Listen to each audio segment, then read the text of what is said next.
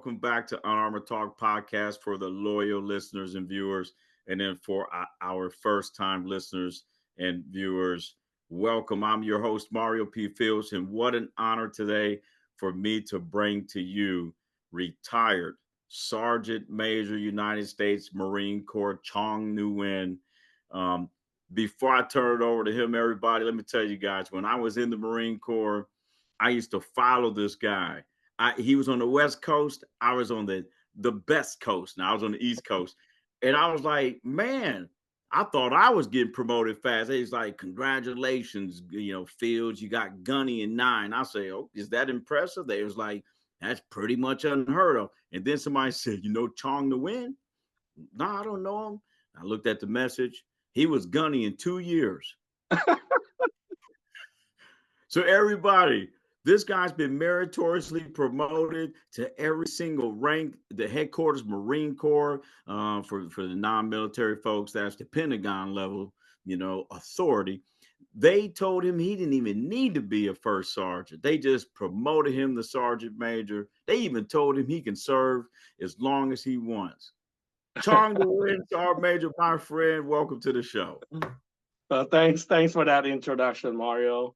And good day or morning, evening, afternoon to all of your Armor podcast guests. Definitely an honor to be able to spend a few minutes with you here on your channel. Definitely honored to talk with you and share a little bit about me. Although that introduction, I like to walk back a little bit because with today and age, with internet, folks probably like on Google right now. Like, let me check up this guy real quick, So, but yeah, definitely an honor for me to spend a few minutes with you and your guests here. So thank you so much for that. No, you're welcome. But they know me, man. They on my show. They're like, nah, Mario, you go on Mario's social media page. Let's have some fun. Let's learn and exaggerate. but in all seriousness, I mean, he did have one amazing career in the Marines. He did. Of course, there is no meritorious first sergeant for all the folks who don't know. But here's the point. It's not about what this amazing human being in front of us in the virtual space. And if you're listening, go on to YouTube and check it out. It's not about what he did in the Marines. It is about how did he even get the opportunity to be a Marine.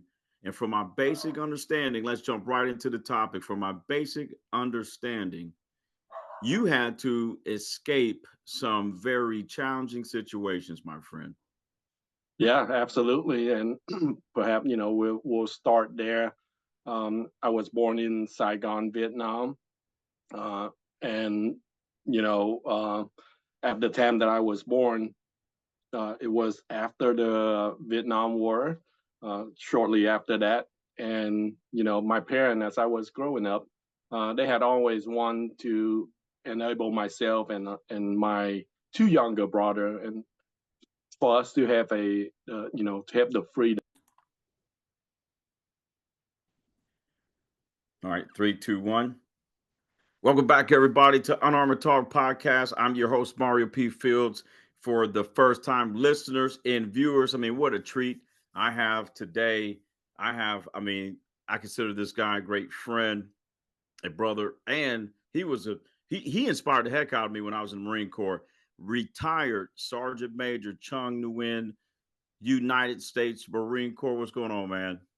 Hey, good afternoon, Mario. Thank you, and definitely have a great greeting to the Armor Podcast listener, your audience. An honor for me to be here this afternoon with you. No, I appreciate it. Everybody. Just so y'all know, when I was getting promoted when I was in the Marine Corps, if I got like promoted real fast for our non-military folks, if you're in the military, meritorious promotions, I thought I was doing good. Then they'd be like, "Do you know who Chuong Nguyen is on the West Coast?" Because I was on the best coast. I mean, the East Coast. And I said, "No." They said, "Yeah, he got promoted to gunny in like 6 months." I'm like, "Dang!" I mean, they're like, "Yeah. When he went to boot camp, he was so good." that they just told him on the second day you're a Marine, and they made him a a gunny. No, but no, but seriously, he had an amazing career, an amazing journey, but you would have never known. I didn't know until I got to know him what it really took for him to even become a Marine. Let's just go right into the topic, on Chong. Like we talked about. From my basic understanding, you had to escape some very challenging situations to even stay alive. Over to you, man. Yeah, no, thanks, Mario. But before we go there from the beginning. Just want to put that disclaimer out there because some of your listeners are probably like, "Let me see, 6 months already got promoted to Gunny." Now, I appreciate that, but hopefully we'll clear that up in a little bit here. But definitely, I am humble for that introduction and a quick outline of the successful career that I have. And I say successful career, but then I will add it onto it. It is because of folks like you, from the bottom of Well, my heart, folks well, like you throughout my career that see the potential in me and give me the opportunity to have a successful career. So it mm, was not just me; it's you or other folks that helped me throughout the career. So well, you know how I feel about you. It's mutual. I mean, one of the pictures on my post on my TikTok is a picture with you and I. And I think even on my YouTube channel, I have I have it as a thumbnail when we were in Camp Schwab. But just so everybody know, they know me. They know you go on my on my social media. You're gonna learn. You're gonna laugh, and let's exaggerate. But but in honesty and in accuracy, did have Sergeant Major Chuong Nguyen had an amazing career in the Marines. But wait till you guys, and I'm going to learn on this one. But wait till you guys hear from him the beginning. How did he even get an opportunity, my friend? Tell us a little yeah. bit about it. So I was born in Saigon, Vietnam, and when I was born, it was shortly after the Vietnam War. And so, as I was growing up, when I was young, in my family is myself and my two younger brother at the time. Um, my parent uh, has always wanted for us, to grow up and essentially live in a free country because as we all know, uh, as as good as Vietnam is or maybe is today, and you can watch on YouTube or a lot of travel to Vietnam, uh, is still a different government than we have in America. So my parents always wanted for me and my brother to have um, uh, live in a free country. And so, our family, when I was young, our family, I would say considered to be, an average family. My parent, allow us to have the thing that we need, not the thing that we want. Mm, And everything come with, you have to earn it. And uh, until now, the way that my parents taught me from an early age, the discipline that they instill in me, um, really, I attribute, my discipline and being successful was because of them raising me from that early age. mm, But, you know, uh, so growing up until about, I would say, when I was about 10 and a half or 11 years old, is when I start my journey really to go and search for freedom. So I So, was, like I say, so wait a minute. You were about 10. I was about 10. Yes. Wow. So you're 10 years old at 10, and you go, you know what? I need to start the search for freedom at 10 years of age. Yeah. And, at that time, being the oldest in my family, of course, my other two uh, younger brother, we are all 4 years apart. So one was, 4 and the other, or one was 6, the other one was about 2. So definitely much younger than I am. But at that time, about 10, my parents say, okay, they probably talk to with each other, but essentially they allow me to try to escape Vietnam for the first time. And and my story, as much as you know about it, Mario, when you talk with a lot of the Vietnamese refugees, you will hear the same sacrifice and the same hardship, and some of them even more than what I went through, Mm, uh, in order to be able to live in our country today or in a free country. mm-hmm, I mean, story like that is all over the place. Um, but the first time that I tried to escape, it was with my youngest uncle and my oldest aunt. I know it's weird how I distinguish youngest and oldest, but if you could believe it, in Viet, on my mother's side they have 11 siblings, and on my father's side they have 13 siblings. oh wow. So quite a lot of sibling in Vietnam, I think. But the first time I tried to escape, it was with my oldest aunt and my youngest uncle. And typical as trying to escape from Vietnam story, we get to the boat that it looked like a fishing boat. But I always give the disclaimer that don't think of the fishing boat that you would see like if you go to uh, the pier here in America. Right. This fishing boat that essentially, it should be decommissioned. It shouldn't be floating no more. So, whoever orchestrate that escape, uh, they would say, okay, yeah, you can take this boat and good luck, pretty much. Mm. And if it doesn't work, oh well, or if it's sunk, oh well, essentially.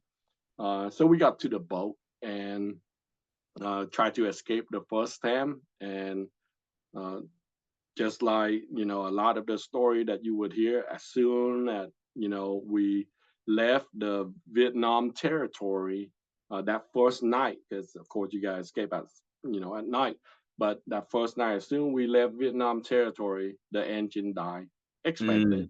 Mm. The engine died, and then we essentially were just floating, and as we float, it go into the next day, and I think it was like on the second day. Um, you know, I live in a city in Vietnam, in Saigon, uh, so I never get used to like seeing big waves. But I remember like that second day, it was bad weather or whatever have you, and at one point probably for a couple of hours or so of the bad weather. I remember our boat was, the and I didn't know how the wave work at that time, but I remember our boat was down at the very bottom, and I was looking up, and when I was look up, I saw the wave was start coming in. The first Mm. time I see that, for the first couple of times, I like, oh, okay, it's gonna crash right over, and then we're done. But of course, the wave had this way, the way that it worked, and so we just floating up and down, and the storm gone, and we keep floating. So that was the second day. So here it is. You're trying to escape, and then the escape operation turns into another escape, potentially to get back or whatever to save yourself. Absolutely, yeah, Y'all, real, and real fast. How much food did y'all have on this boat and yeah. water? So when zero is the answer. Oh, But when you try to escape, like I was sharing earlier, is the people that orchestrated it, they doesn't really care for you. Sometimes they might have their family member on those boats, but for the mm, most part, they just orchestrating an operation and trying to ship you out and make whatever money that they can.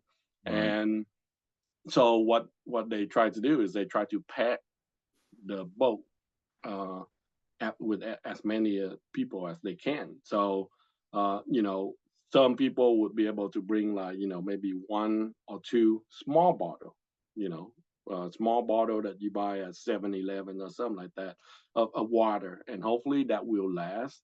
or hopefully that it rain and you can get some water for however long that trip will take you. And then as far as food, yeah, absolutely. Not even a power bar or anything like that because it's cost spaces. And at that time, we're talking about 86, Right. mid 86 or something. Power bar wasn't a thing. But there was one thing that my mother gave me that first trip is like the ginseng uh block. It's about this big, and it's Mm. supposedly it gives you power and energy. You know, uh, the Powerball version at the time, so it's about this big. And I remember trying like half of it, and after that first time, I couldn't hold it in, and I will never even touch that again. Wow. Not even that time, and the subsequent time that I tried to escape, which we'll get to.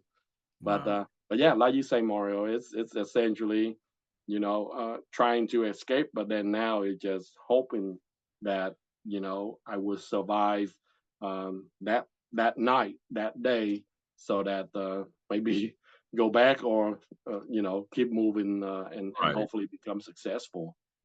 And Wow. so and so Yeah. we go into the third day, and on the third day we see this island, right? And when you try to escape Vietnam, uh you would want to go, hopefully the way that the current push your boat, if you don't have an engine, uh that it would push you like toward Malaysia, Singapore, because at the time, in those countries is essentially where the small refugee camp that they would put up so that refugee can leave Vietnam, go there, and then they would seek asylum from those countries. Um, and so we was hoping that, oh, maybe that island is one of the Malaysia or Singapore island, and we can go in there, and we made it. Because pretty much you get to one of those islands and you can seek asylum, then your chance is pretty high at the time to be able to go to a free country.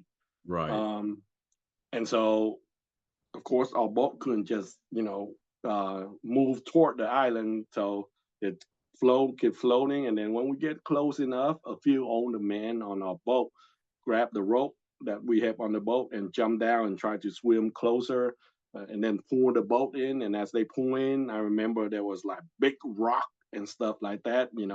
So they tried to pull in, and I like, oh man, the boat may get smashed up by all this rock, and then now we sink.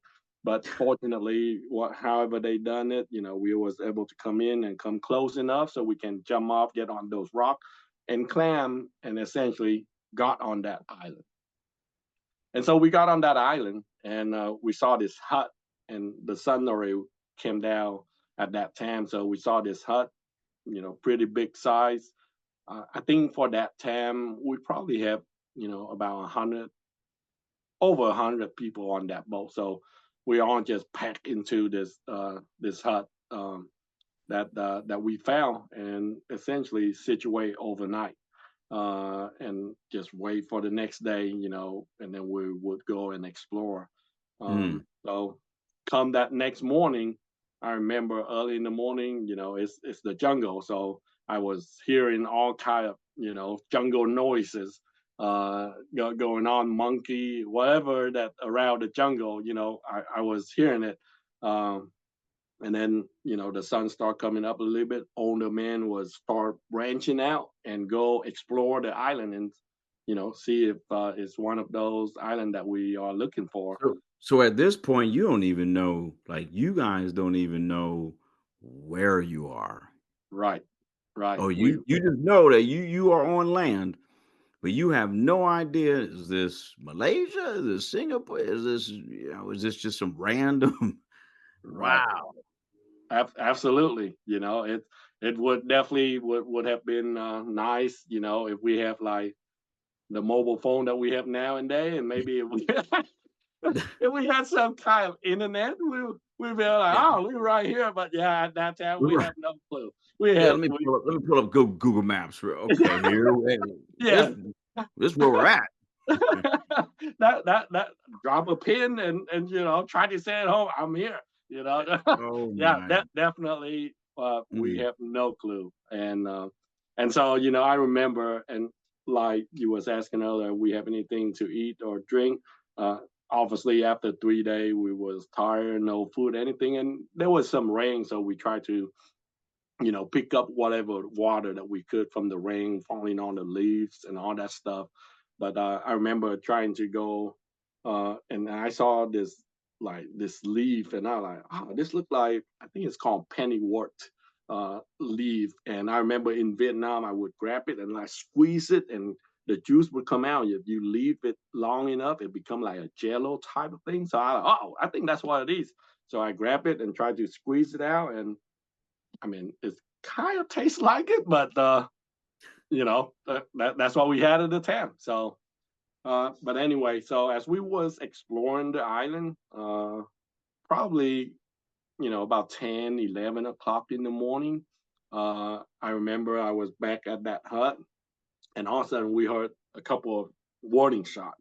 And I couldn't see outside because there was tree and stuff like that where our boat was, but that's where the direction of the gunshot was coming from. So we was walking around and trying to see if we can look outside. And after that couple of warning shot over intercom, it's a in Vietnamese. This is the Vietnamese police. We coming up to bring you back to Vietnam. Do not resist. This is the Vietnam Island. So oh there you go. man. That lets you know that what country owned that island. Well, I mean, so, I'm not laughing at the situation. It's just, Chong, you and I are friends, and we've shared a lot of time and a lot of laughter together. But I mean, what heartbreaking! Here you are exploring this foreign place where you're thinking this is freedom. Everyone's kind of excited. You're picking up some random treats that you think may have some nutrients, and you're like, I think we're going to become safe. And then you find out you're really on the south side. You know what I mean? You're just on a different coast of exactly. Vietnam. So now the first, kind of the first attempt, not too good. Second one, what happens? Yeah. So once they come up, and before I even reach my second one, I also experienced about 3 months in jail. So I say it's jail, but it's essentially the place where they keep all the people that try to escape Vietnam, right? Oh So so wow! so yeah. So it Oh, wasn't so it wasn't they like they were like so it wasn't like they were like, "Hey guys, got it. Hey, you know what? Good effort, but we're gonna have to put you in a holding place and not just let you go back." Wow. oh yeah, it wasn't like, hey, we got you, go home, and try again. Now we actually they come up, pick us up and bring us back to Vietnam, and all the kid that was in that group, we was in this holding area jail for about 3 months. My parents know that we wasn't successful because the war passed around and stuff like Right. that, but they couldn't come up and like, hey, Mhm. can I visit my son and my brother and my sister? They have to stay at home. But Right. we stayed there for about 3 months, and then after about 3 months of just doing minor tasks for the police there, like cleaning their office and washing their clothes and stuff like that. One day they just say, hey, all the kids, you guys just go ahead and go home, and we just walk out the gate, essentially, that we've been watching for the last 3 months, and then we find our way home. My uncle and my aunt was still in jail at that time. They kept all the adult there. So I went home. The second escape, really, now since my uh, oldest aunt and my youngest uncle is still in jail. After a few months, when I got home one day, my dad just say, "All right, you ready to go again?" And I was like, "I guess so." And so he orchestrated a plan for me. On Actually, my dad was the one that teach me how to ditch school. It was a uh, kind of a way to make sure that my friend doesn't know at the time that I was trying to escape, right? So he just said, yeah, go in school, and once the bell ring, make it noticeable that you are not going to class. You are walking out the school. Make sure they see you though. But as soon as you walk out, meet me at this point. I'll pick you up. Hey, Essentially, how that y'all? what. Hey, Chuong. Hey, how y'all doing, Principal? Everybody? Yeah, I'm going this way. Just so y'all know, I ain't coming back, but I want y'all to see this. Yeah, Wow. that and that deception works, and you'll see how it works in a little bit here. But so I got out, meet my dad.